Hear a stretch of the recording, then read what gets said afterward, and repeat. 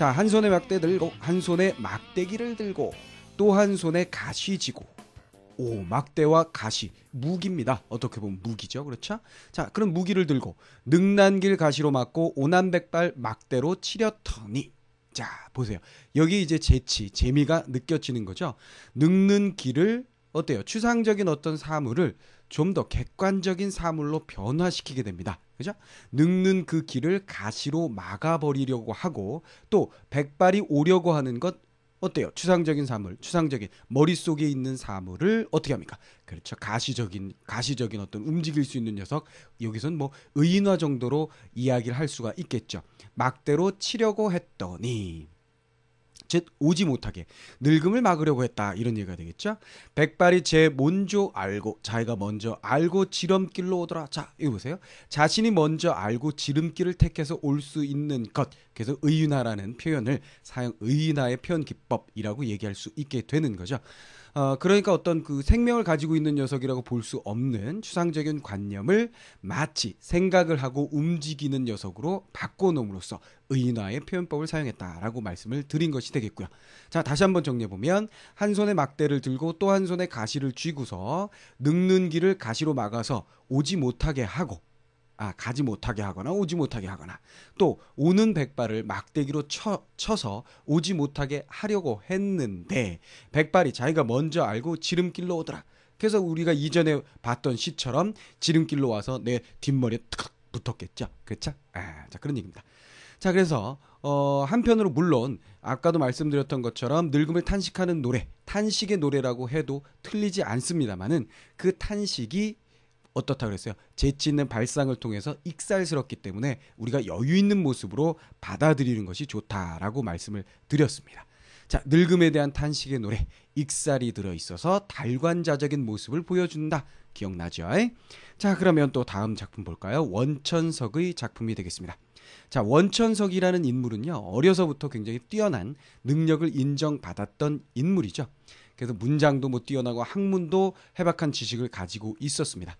하지만 고려시대 때인데요. 고려 말에 정치가 문란한 그런 정치 세계에, 그러니까 왕권이 이렇게 교체되고 새로운 왕조가 세워지면서 불만을 갖게 되고 그래서 치악산에 묻혀 살았던 그런 은인이었습니다.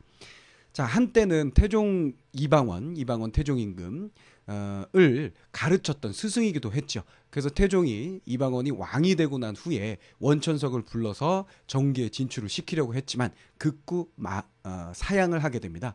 그래서 태종이 뭐 그 원천석을 데리러 갔다가 어디선가 서가지고 그렇게 탄식을 했었던 그런 공간이 있대요. 그곳의 이름이 바로 태종대가 되는 것이겠죠.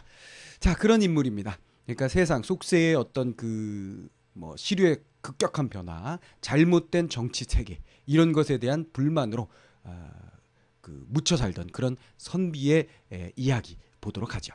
흥망이 유수하니 흥하고 망하는 것이 유수, 운수가 있으니. 그렇죠. 모든 것이 흥할 때가 있으면 망할 때가 있다. 그런 운이 있다. 이런 얘기가 되겠죠. 운수에 있으니 만월 때도 추초로다. 자, 여기서 만월 때라는 공간은 당연히 어떤 공간이겠어요? 그렇죠. 고려 왕조가 왕조의 그런 궁궐이 있었던 궁궐터라고 보시면 되겠죠. 그곳에 뭐가 있다고요? 추초로다 그랬습니다. 자, 추초라는 건 가을풀이에요. 가을풀이 여기는 말이 없습니다만 무성하다 정도로 해석하는 것이 더욱더 좋습니다. 그래서 어떤 왕조의 무너짐, 그런 것에 대한 안타까움을 담은 작품에는요, 그 몰락한 왕조의 궁궐터, 그죠? 이제는 궁궐이 없는 그 터를 찾아가고 그곳에 풀이 무성하다라든가 새가 지저긴다라든가 아니면 달만 덩그러니 떠 있다라든가 이런 자연물을 통해서 그런 공간의 어떤 쓸쓸함, 그죠? 그 다음에 안타까움을 더욱더 부각시키게 됩니다. 그래서 여기 가을풀이라는 이런 자연 사물은 뭐예요? 왕조의 몰락한 왕조의 그런 쓸쓸함의 분위기를 더욱더 부각시키는 역할을 한다 라고 보시면 되겠어요. 그냥 간단한 거예요. 어떤 왕조가 계속 서 있고 번영하고 있다면 그 궁궐터에 풀이 무성할 리가 없죠. 잡초가 있으면 뽑아냈을 것이고 뭐 그 풀을 뭐 예쁘게 가꾸어 놓았을 것이다 라는 얘기입니다. 그런데 왕조가 무너지고 터만 남아있기 때문에 거기에는 뭐예요? 그 풀들이 마구 무성하게 지저분하게 나 있다라는 모습으로 생각을 하시면 되겠어요. 500년 왕업이 목적에 붙였으니 500년 왕업하니까 구체적으로 아하 이거 고려 왕조를 이야기하는구나라는 거 우리가 알 수 있게 되고요. 그 다음에 목적 목동의 필입니다. 목동의 필이에 붙어 있으니 즉 필이 소리겠죠. 목동의 필이 소리에 붙여 있으니 붙여 있다라는 얘기는 목동의 필이 소리에 그 500년 왕조의 그런 어떤 쓸쓸하게 사라진 안타까움이 바로 묻혀 있다. 혹은 뭐 깃들어 있다. 담겨 있다. 정도로 생각을 하시면 되겠는데요. 그렇다면 뭐 목동이 피리를 부는데 그 목동이 500년 지나가는 목동이 500년 왕업을 안타까워하는 곡조 노래를 만들어서 불었겠느냐 그런 것은 아니고 그냥 어떤 쓸쓸한 곡족, 쓸쓸한 피리 소리에 이런 왕조의 모습이 느껴진다 정도로 생각을 하시면 되겠고요. 선생님이 보기에는 이 부분을 그 목동의 피리의 어떤 속성에서 끌어내는 것이 좋을 것 같아요. 그러니까 목동이 뭐 양을 치거나 뭐 소를 치거나 뭘 치게 동물들을 이제 키우겠죠. 그러면서 지나가면서 피리를 불 때는 그 피리 소리는 일순간 나타났다가 사라집니다. 물론 모든 음악이 그렇죠. 잠깐 들리고 사라지는 거지 하루 24시간 몇 날 며칠 계속 들릴 수는 없어요. 그런 속성, 즉 잠깐 들렸다가 사라져버리는 그 소리에 붙어있다. 그렇게 뭐예요? 순식간에 사라져버렸다라는 의미로 해석을 할 수 있다라는 얘기입니다. 그러니까 뭐라고요? 500년 왕업이 목동의 피리 소리가 들렸다 사라지는 것처럼 어떻게 순식간에 사라져버렸어요. 이렇게 해석하는 것이 좋겠다는 얘기입니다. 그렇다면 그런 역사의 어떤 흐름을 무슨 이미지? 청각적 이미지를 통해서 잘 드러낸 그런 멋진 표현이라고 우리가 생각을 해볼 수가 있겠네요. 그렇죠? 석양에 지나는 석양이라는 것도 마찬가지 항상 뭐예요? 그죠? 뭔가가 사라져가는 그죠? 무엇이 끝나가는 그런 시점이죠. 그래서 이거 왕조가 몰락해 가는 시점에서 이야기하는 것, 왕조의 몰락을 떠올리는 것 정도로 생각을 하시면 되겠고요.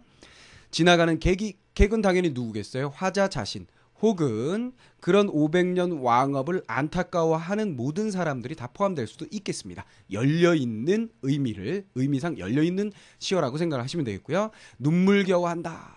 그런데 그중에 대표자는 당연히 시적 화자가 될 것입니다. 자, 눈물겨워한다, 슬프다, 화자의 정서가 집약되어 있는 부분이었습니다. 됐죠? 다시 한번 정리해 볼까요? 흥하고 망하는 것이 운수에 달려 있으니 고려 왕조의 궁궐터에 이제는 몰락하여 가을 풀만 무성하구나. 500년 왕업이 목동의 피리소리처럼 일순간 사라져버렸으니 해가 질 무렵에 지나는 객들이 눈물겨워할 수밖에 없구나. 자, 그래서 맥수지탄, 무너진 왕조에 대한 안타까움, 맥수지탄의 노래라고 보시면 되겠습니다. 자, 이렇게 82번째 원천석의 작품을 정리해 보았고요. 자, 이제 여러분들하고 시조 정리에 있어서 두 가지가 남아있어요. 뭐가 남아있냐면 첫 번째로는 연시조를 함께 정리해야 되겠고요. 그 다음에는 사설시조를 정리해야 되겠습니다. 그러면 이제 단영시조들 다 끝을 내고 요것으로 이제 82개, 82개 정도로 끝을 내고요. 그 다음에 이제 연시조들을 공부하겠습니다. 연시조 작품은 뭐 그렇게 많지는 않은데요. 좀 작품의 그 양이 좀 뭐랄까요, 그 분량이 그 하나하나의 작품이 몇 개 연으로 몇 수로 되어 있기 때문에 조금 좀 힘들어하는 경향이 있습니다만 그래도 시험의 출제 가능성은 굉장히 높으니까 어떤 시험이든지 출제 가능성이 높으니까 잘 정리를 해 두시기 바랍니다. 자, 강호사 시간은 여러분들이 너무나 익숙하게 교과서에도 실려서 여러분들이 자주 보게 되는 작품이죠. 강호라고 하면 그대로 자연입니다. 그렇죠? 강과 호수, 자연이라고 생각을 하시면 되겠고요. 이것을 자연이라고 해석할 때는 당연히 뭐예요? 대유법. 그렇죠? 대유법이라고 생각을 하시면 되겠습니다. 그 다음에 사시 사계절의 노래. 그렇다면 자연에서의 사계절의 변화를 담고 있는 노래다. 자, 그러면 사계라는 건 또 뭘 생각할 수 있죠? 그렇죠. 시간의 흐름. 그죠? 그러니까 이 작품은 시상의 전개 방식이 어떤 방식입니까? 라고 물으면 시간의 흐름에 따른 전개 방식이요. 라고 대답을 할 수 있는 그런 작품이 되겠습니다. 자, 그러면 첫 번째 수부터 볼까요? 일단은 사시가니까 사계절. 크게 네 부분으로 나눌 수 있을 것이고 이 작품은 딱 네 수로서 봄, 여름, 가을, 겨울을 노래하고 있습니다. 강호의 봄이 드니 자, 봄 나왔습니다. 계절 그대로 직접적으로 이야기를 하고요. 미친 흥이 절로난다. 미치다라는 얘기는 참을 수 없다. 너무나 강렬한 그런 즐거움이 일어난다. 탕료 개변에 탕료라는 건 뭐냐면 탁한 술, 막걸리라고 생각을 하시면 되겠고요. 그 다음에 개변 뭐예요? 그렇죠. 시냇가에 그러니까 이걸 섞으면 탁주를 마시면서 시냇가에 있다 시냇가에서 놀면서 금리너가 안주로다 금리너 비단 뭐예요 린 뭐예요 그렇죠 비단 비늘에 물고기가 안주다 비단 비늘에 물고기가 안주다 그럼 뭐냐 그러면 대부분 학생들이 금붕어요 이러는데 그럴 리가 없고요 요거는 또 잉어요 그런데 그것도 아니겠고요 비단잉어 뭐 이런 거 아니겠고요 그냥 싱싱한 신선한 혹은 싱싱한 그런 물고기다라고 생각을 하시면 될 것 같아요 그것을 안주로 먹는다 이 몸이 한가 헤엄도 역군은 샷다. 자, 그래서 구조상 일치된 구조가 계속해서 반복이 됩니다. 먼저 강호, 대유법 쓴 자연에 대한 얘기, 공간 배경이 나오고요. 그 다음에 시간적인 배경, 봄 나옵니다. 그 다음에 어떤 일을 하고 있는지에 대한 얘기가 초장의 끝부분과 중장의 대부분을 차지하게 됩니다. 중장을 차지하게 돼요. 그리고 마지막에 정리 멘트를 던집니다. 내가 이렇게 뭐뭐 하는 것은 임금님의 은혜예요. 이렇게 끝을 맺게 되는데요. 결국은 이 부분에서 한가하게 지내는 것 요것이 지칭하는 바가 요 부분이에요. 요 부분. 그렇죠. 내가 그 계절에 어떤 행동을 하느냐 그것을 한마디로 정리하면 무엇이요? 그것이 가능한 것은 임금님의 은혜이다. 요 구조를 계속해서 지킵니다. 그렇죠. 강호에 여름이 왔어요. 뭐뭐하고 지내요. 뭐뭐하는 것은 임금님의 은혜예요. 강호에 자연에 가을이 왔어요. 뭐뭐하고 지내요. 그 뭐뭐하게 지내는 것을 한마디로 하면 무엇이고요. 그것은 임금님의 은혜예요. 이런 구조가 계속해서 반복되어 나타난다라는 얘기입니다. 어쨌거나 이 부분을 간단하게 정리하면 봄날에 흥겹게 시냇가에서 술을 마시면서 즐기고 있습니다. 그렇죠? 그것은 또한 임금님의 은혜다. 이렇게 생각을 하시면 되겠죠. 별로 어려울 것 없이 간단하게 정리해 볼 수 있는 작품이에요. 자, 그 다음 여름입니다. 강호의 자연의 여름이 찾아오니 초당의 일이 없다. 초당이라고 하면 그냥 별채 정도 뭐 서재로 사용하는 별장? 그 정도의 수준으로 생각을 하시면 되겠습니다. 그럼 별채에 일이 없다. 즉 별채에 내가 머물고 있는데 그곳에서 내가 여름에 별로 할 일은 없구나 한가하구나 이런 얘기가 되겠죠. 유신한 강파는 믿음이 있는 믿음직한 강의 물결은 보내는 것이 바람이로다. 나에게 바람을 보내준다. 그렇다면 뭐예요? 강물결이 일어나면서 바람이 시원하게 불어온다는 얘기죠. 이 몸이 서늘해 엄도 내 몸이 이렇게 서늘하게 지내는 것도 역군은 이셨다. 마찬가지 구조네요. 그렇죠? 여름 얘기하고 무엇을 하고 지내는지 얘기를 하고요. 그것을 한마디로 정리하면 서늘하게 지내는 것, 그것은 임금님의 은혜. 이렇게 되어 있습니다. 자, 그래서 여름에 구체적으로 시적화제의 모습은 별채에서 시원한 바람을 맞으면서 뭐 글을 읽던가 시를 읊던가 뭐 누워서 쉬거나 이런 것을 했겠죠. 자, 그럼 여름은 어떻게 초당에서 시원하게 지내고 있어요? 요 얘기가 되겠고요. 그 다음에 가을로 들어갑니다. 강호에 가을이 드니 가을이 찾아오니 고기마다 살쪄 있다. 물고기마다 살쪄 있습니다. 소정, 작은 배죠. 작은 배에 그물을 실어서 흘리 뛰어 던져주고 자연스러운 모습, 유유자적하는 모습이 그대로 드러납니다. 그러니까 물고기가 살쪄 있어서 물고기를 잡으려고 가는 것입니다만은 그렇게 큰 의욕을 가지고 있는 건 아니에요. 월산대군의 작품처럼. 그래서 뭐예요? 작은 배에다 그물을 실어 가지만 그것을 뭐 여기가 잘 잡힐까 이런 거 고민하지 않고 그냥 흘러가게 띄워서 던져둡니다. 자연스럽게. 물론 그렇게 잡는 것이 더 잘 잡힐 수 있겠지만요. 이 몸이 이와 같이 소일하는 것도 소일 뭐합니까? 낚시. 그렇죠. 낚시. 물론 낚시는 낚싯대 가지고 하는 거겠지만 그물로 하는 것도 물고기를 잡는 거니까요. 역군은 이셨다 또한 임금님의 은혜가 되겠습니다. 이런 얘기가 되겠습니다. 가을은 뭐 하고 있었습니까? 작은 배를 타고 물고기를 낚고 있습니다. 이렇게 지내는 것을 한마디로 정리하면 소일거리 하는 것. 그것은 또한 임금님의 은혜. 그래서 봄, 여름, 가을, 겨울 각 연마다 무엇을 시적 화자가 하고 있는지를 여러분들이 정리를 하시면 돼요. 내신 같은 경우에는 이런 서늘해옴도 소일해옴도 이런 말들을 구멍을 뚫어놓고 넣는 그런 문제, 약간은 좀 치사하다고 볼 수 있는 그런 문제도 출제될 수 있습니다. 그런데 그것은 당연히 문맥적으로 충분히 여러분들이 이해할 수 있어요. 여름에 바람 부니까 시원하다. 당연하죠. 그물 싣고 물고기 잡는 어떤 행위를 하니까 당연히 소일하는 것 이렇게 정리를 해볼 수가 있겠어요. 자, 겨울입니다.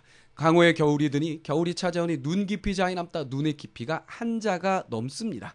삿갓 빗기 쓰고 삿갓을 비스듬히 쓰고 누역으로 옷을 삼아 누역이라는 건 이건 도롱이 비옷이라 그러죠. 도롱이라고 해석을 하게 됩니다. 일반적으로 도롱이를 입고 옷을 삼아서 이 몸이 춥지 아니에요도 춥지 않는 것도 춥지 않게 지내는 것도 또한 임금님의 은혜옵니다. 이런 얘기죠. 자, 그럼 겨울은 뭐예요? 눈이 내리고 춥지만 나는 그 중에서도 따뜻하게 지내고 있어요. 이런 얘기가 되겠죠.